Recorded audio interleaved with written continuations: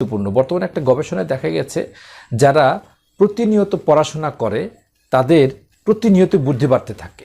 আবার ওই গবেষণায় বলা হয়েছে যারা প্রতিনিয়ত বই পড়ে তাদের শেষ বয়সে গিয়ে তাদের স্ট্রোক হওয়ার যে আশঙ্কা সেটা থাকে না।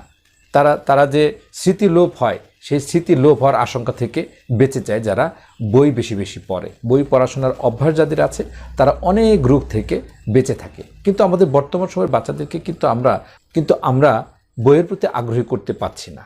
এজন্য বইয়ের প্রতি আগ্রহী করতে হবে যাতে করে এই বই পড়াটাকে বাচ্চারা পাহাড় সম মনে না করে বই পড়াটাকে যাতে সহজভাবে নেয় এবং খুব সুন্দরভাবে আগ্রহের সাথে পড়ে, এইভাবে আমাদেরকে উপস্থাপন করতে হবে। তারপর সর্বশেষ যে বিষয়টি দেখতে হবে যে আসলে বাচ্চা পড়তে চায় না কেন, এর পেছনে অন্যতম একটা কারণ থাকতে পারে যে তার অন্য কোনো সমস্যা আছে, তার শারীরিক মানসিক